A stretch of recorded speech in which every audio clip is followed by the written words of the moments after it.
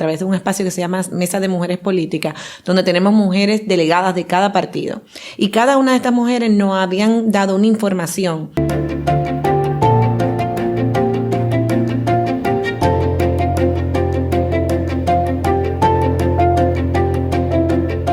Prepárense para aprender, reflexionar y descubrir nuevas formas de construir un nuevo mundo en donde todos y todas cuenten. Esto es Sin dejar a nadie atrás. Y en el episodio de hoy hablaremos sobre violencia política de género digital y cómo esta afecta de manera diferenciada a las mujeres, en donde Isabel nos va a contar sobre el monitoreo que hizo la Junta Central Electoral para identificar los diferentes escenarios de violencia que sufren las mujeres cuando están realizando política. Sabemos que el tema de violencia política de género es muy poco abordado y es incluso confuso, porque cuando hablamos de violencia política, sabemos que se refiere a cómo se puede desprestigiar a una persona y se deshumaniza, pero cuando hablamos de violencia política de género, cómo esta se diferencia de una política o una violencia en donde si yo soy una mujer política y a mi compañero también le realizan una violencia, ¿cómo yo sé que es violencia política de género cuando me lo hacen a mí y no cuando se lo hacen a él? O sea, ¿cuáles son los motivos, las raíces? Hay quizás estereotipos de género que juegan un rol importante en esta conversación. Y de ahí viene la primera pregunta, Isabel. Cuando hicieron este monitoreo de violencia política en la Junta Central Electoral, ¿qué les motivó a hacerlo? ¿Qué es este monitoreo? ¿Y cuáles fueron los usos que identificaron que se le pudiera hacer en un futuro a este producto, a esta sistematización de información? Bueno, ante todo, gracias Rosalía por la invitación. Estoy muy emocionada de estar aquí hoy contigo y con tu público, no dejando a nadie atrás, ¿verdad? Bueno, déjame contarte un poco de por qué hicimos el monitoreo. Desde el año 2021, 2022 estábamos haciendo reuniones con las mujeres políticas a través de un espacio que se llama Mesa de Mujeres Políticas, donde tenemos mujeres delegadas de cada partido. Y cada una de estas mujeres nos habían dado una información de cuáles eran las barreras, por qué ellas no podían acceder a la política en condición de igualdad que los hombres. Entonces vimos que es recurrente el tema de la visibilización y el tema de la violencia. Y entonces queríamos ver cómo nosotros le brindamos elementos para poder combatir estas barreras, para poder derribar estas barreras. Entonces, en ese sentido, vimos, bueno, ¿cómo nosotros combatimos el tema de la visibilización? Bueno, con una guía de cobertura electoral. Vamos a decirle a los medios cómo se cubren a las mujeres. ¿Cómo se cubren las mujeres específicamente? ¿Para qué? Para que no la cubrieran cosificándola o hablando a qué linda se ve, ¿verdad? Y a la misma vez vimos la necesidad de darle a las mujeres una herramienta mediante la cual ellas también pudieran parar la violencia en las redes sociales, que es un tema muy de mucha preocupación hoy en día.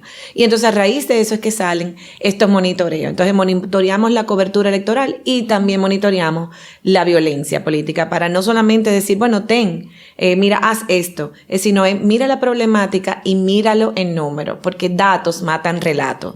Eso es una frase que aprendí por ahí y creo que es muy importante. Entonces esa fue la necesidad que nosotros vimos de hacer este proceso de este estudio. ¿Y dónde podemos encontrar ese estudio tan interesante, Isabel? Ese estudio está colgado en el Observatorio de Igualdad que tenemos. Se llama, el enlace es observatoriodeigualdad.com y se llama Observatorio de Participación Política de Mujeres. Y ahí entonces tenemos colgado diferentes documentos entre los cuales está estos dos monitoreos. Isabel, yo imagino que el proceso de realizar este monitoreo no fue para nada sencillo y más porque sabemos que ahora mismo lo que es Instagram, Twitter, bueno, ahora X es un espacio de mucha conversación entre las personas y que puede ser tanto una herramienta de democratizar esos espacios y el diálogo, lo que se está hablando sobre temas políticos, pero también puede ser, vamos a decir, una herramienta para destruir lo que son las conversaciones o las personas incluso. Entonces, en ese sentido, me gustaría saber cuáles fueron los principales desafíos que ustedes identificaron cuando estaban haciendo este monitoreo y cómo el contexto dominicano juega un rol muy importante. Bueno, mira, lo primero que te diría es que no hay una firma que haga estos tipos de estudios. Entonces, nosotros fuimos pioneros. Y tuvimos que investigar cómo le vamos a hacer, qué plataformas utilizar para levantar la información, para darle seguimiento a las cuentas, cuáles cuentas podríamos seguir, bajo cuáles criterios íbamos a seguir cuentas. O sea, aquí no es que íbamos a acudir a una firma específica y decir, hazme un monitoreo de esto, porque los monitoreos que se hacen mucho en el proceso electoral de muchos tipos, nunca se había hecho un monitoreo del contenido de redes sociales. Entonces eso fue un reto muy grande. Fue un proceso muy educador, fue un proceso retante, fue un proceso de mucha cautela y de mucho ojo, porque había que determinar qué era la violencia política en razón de género. No es cualquier tipo de violencia. Es algo muy específico, hay unos criterios específicos que deben de reunirse para tú decir, esto es violencia digital en razón de género. Y entonces poder determinar eso para darle la validez y legitimidad a este estudio, creo que también fue parte de los retos que nosotros vimos. Y con eso que mencionas de los criterios que se tuvieron que tomar en cuenta, imagino que también hubo hallazgos muy interesantes acerca de, bueno, así fue como en la conversación digital se desprestigió a este candidato, pero mira qué puntos de referencia tomaron para desprestigiar a una mujer. ¿Cuáles fueron esos elementos o características que ustedes lograron identificar en el estudio? Bueno, te diría que comenzando por la jocosidad dominicana. Uh-huh. Yo diría, ese como que el primer momento que tú dices, wow, ¿esto es violencia política? Sí lo es, pero pareciera que no lo es. Entonces yo te diría que ese fue el primer hallazgo. O sea, ver los comentarios y poder catalogarlo como violencia política, aun cuando en cualquier otro momento un dominicano se lo encontraría sumamente jocoso. Un ejemplo puede ser, a ver, dame 2 ejemplos que hayan identificado. Doña, vaya a poner los víveres a los muchachos que usted no va para parte. O sea, eso ahí tú ves, tú dices, que eso es muy típico dominicano, ¿ves? Cualquiera se ríe de eso, pero en realidad es muy desmotivador para una mujer. Claro. Es una forma de decirle, aquí tú no cabes, este no es tu sitio, bye bye, vete de aquí. Entonces sí es violencia, deshumaniza, le quita su rol de como una persona política y la encaja ahora en mujer vieja y que solamente da para poner víveres y cuidar muchachos. Entonces, todos esos elementos cuando se dan deshumanizan a la mujer y la desincentivan, obviamente, no solamente a ella, a todo el que lee el comentario, cualquier otra mujer que lee el comentario, dice, ¿y para qué yo voy a correr a la política? Yo creo que hasta yo misma. Yo no practico política, nunca la he practicado en mi vida, no pertenezco a ninguna organización, pero si yo quisiera aportar a mi sociedad a través del servicio público y la política, a mí me desincentivaría, yo no quisiera hacerlo, porque nada más tener eso en mis redes sociales es desincentivador. Y a la misma vez tengo que decirte que las redes sociales ha sido al mismo nivel una gran herramienta para las mujeres participar en política, porque le quitan un poco de la carga financiera que antes existía. Entonces, en vez de volverse una herramienta saludable, amigable, también se vuelve una herramienta de terror y de miedo, de qué me van a poner, puedo poner esto, puedo colocar lo otro. Y tampoco es un tema de sensibilidad. A nosotras las mujeres nos dan con comentarios que son más específicos a nosotras como mujer. A los hombres le dan con comentarios más relacionados a su ejecución política. ¿Qué tienen que ver con corrupción? Que son muy duras, son terribles. Los comentarios son horrorosos. La violencia digital tiene que tener algún tipo de límite. Pero no es la misma, o sea, no es equiparable. No estoy diciendo que una es más o menos, simplemente que no es equiparable. Y cuando a ti te dan como mujer, y históricamente la mujer viene luchando para participar en la política, pues obviamente incentiva totalmente a la mujer.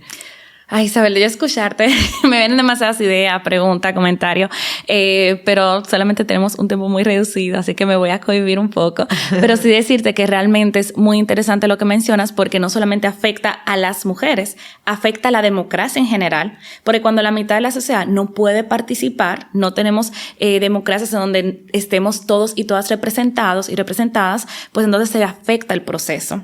Y el rol que están haciendo ahora mismo en la Junta Central Electoral es maravilloso, tengo que resaltarlo, y por eso tengo la siguiente pregunta que me gustaría saber cómo lo han estado manejando, porque la Junta Central Electoral, para quienes no lo sabían, forma parte de las instituciones del sello Igualando RD para sector público.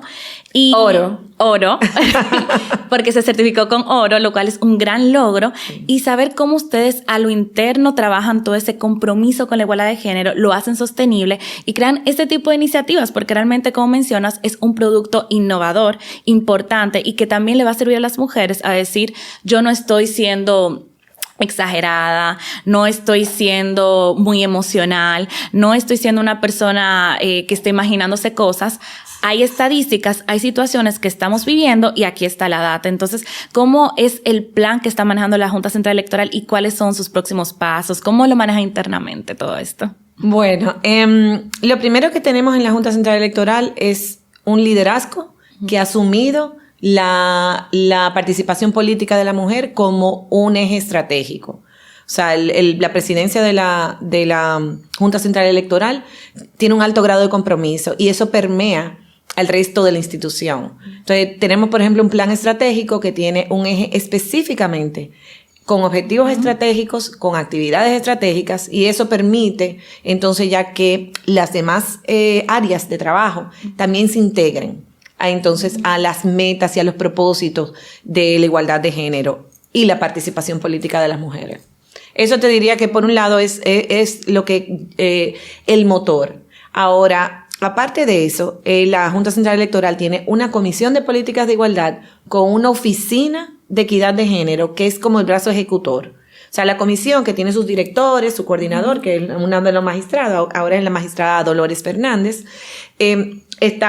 coordina y le pasa el pleno información, pero tiene un brazo ejecutor que es una oficina, que aparte de eso trabaja con todas las áreas. Entonces, esa organización, ese desarrollo organizacional permite que entonces las políticas de equidad, de inclusión, de diversidad puedan tener el efecto que tienen, y obviamente nos apoyan, o sea, obviamente nos permitieron hacer este monitoreo, nos abrieron las puertas, siempre no tienen un sí. El magistrado Román casi siempre no tiene un sí en la boca cada vez que le llevamos una propuesta. O sea que eso ayuda bastante. Hay un alto grado de compromiso, que no siempre en el Estado es algo que uno encuentra, pero aquí en la Junta Central Electoral existe un alto grado de compromiso.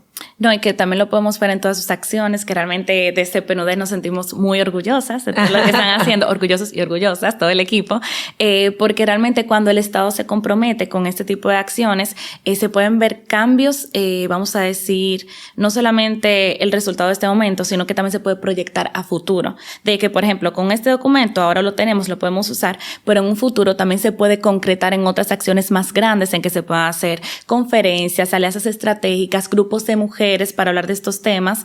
Y con esto pasamos a la última pregunta, muy lamentablemente, que es ¿qué recomendaciones tienes para, sea ya a nivel de mujer política o institucional, para poder ponerle un fin a la violencia política de género? Y también otra pregunta que no quiero que se me quede es saber qué recomiendas tú para lograr garantizar democracias paritarias. Es una pregunta muy interesante. Mira, el fin de la violencia política contra la mujer, no creo que podemos trabajar en razón de ponerle fin. Sí. Yo creo que tenemos que trabajar en razón de establecer espacios saludables. Creo que esa es como la meta. Vamos a trabajar en espacios saludables, vamos a relacionarnos de manera saludable. Y creo que eso pudiera tener buena receptividad a nivel de los otros políticos también, que también reciben violencia, no solamente en razón de género, sino su propia violencia. O sea, ambientes políticos saludables. Creo que esa es una forma de combatir la violencia política. Obviamente, creo que la parte más crucial aquí es hablarnos con las plataformas, con los dueños de las plataformas. O sea, hay que hablar con X, hay que hablar con Meta, hay que hablar con LinkedIn, hay que hablar con toda esta gente y decirle, ok, mira, o sea, ¿cuáles son los mecanismos? ¿A dónde podemos llegar? ¿A qué punto medio? ¿Cómo llevamos a estas mujeres o estos hombres a que puedan ellos mismos cuidarse? Y por otro lado, también hay que involucrar al Estado en una campaña educativa de ser más civil. Uh-huh.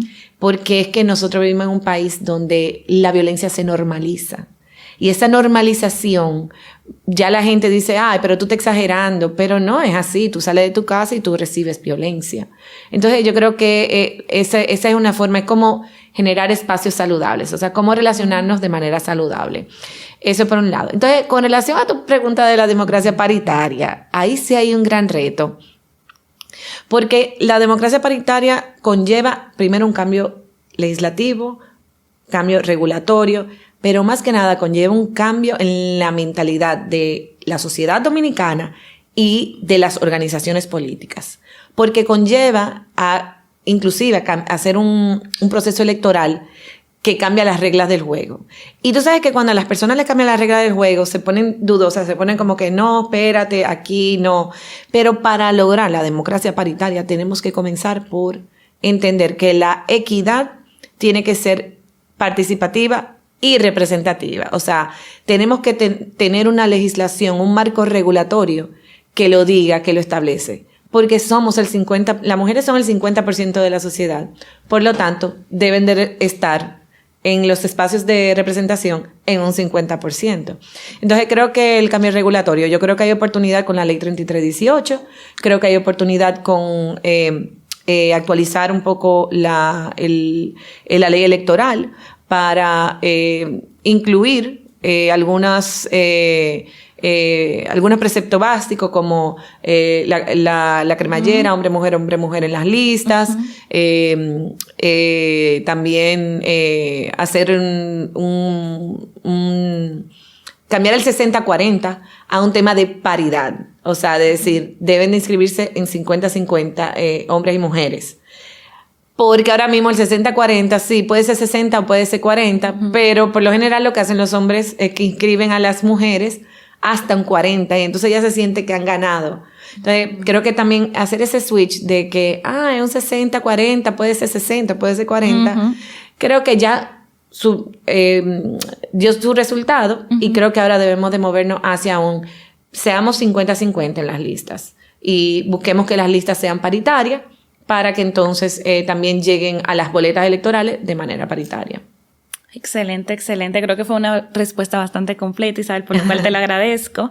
Y realmente los grandes cambios siempre vienen con fuertes sacudidas. Entonces, hace unos años era inimaginable que una mujer pudiese trabajar, que una mujer pudiese votar. Ahora estamos avanzando y podemos participar en la política. Entonces, hay que seguir trabajando para que estos espacios sean libres de violencia, sean participativos y representativos. Y por eso desde PNUD trabajamos con instituciones como la Junta Central Electoral y también con el apoyo de la Embajada Alemana, en este caso, en donde estamos trabajando para cambiar esa narrativa y pasar de estos escenarios hostiles de violencia política de género, de poca representatividad, hacia una realidad en donde las mujeres también podamos participar y que esto no sea un acto de rebeldía o sea algo, vamos a decir, un desafío para algunas personas y que así todos y todas tengamos acceso a una igual participación y representación. Entonces, muchas gracias, Isabel, por acompañarnos en el día de hoy. Tengo que decirte que el acompañamiento del PNUD a las instituciones del Estado es clave para lograrlo. Siempre nos guían, nos establecen metas y eso es muy importante. O sea que gracias a ustedes, no solamente por la invitación aquí, sino por el acompañamiento y siempre tener las puertas abiertas. Ay, gracias, Isabel. Realmente para nosotros es un placer y más ver los resultados porque el mundo cambia, pero con estas acciones que aunque parezcan pequeñas tienen un gran impacto. Y con eso cerramos el episodio de hoy. No olviden seguirnos en Instagram en PNUDRD y cuéntanos en los comentarios qué te pareció este episodio y si te habías dado cuenta que la violencia política de género existía. Te leemos en los comentarios.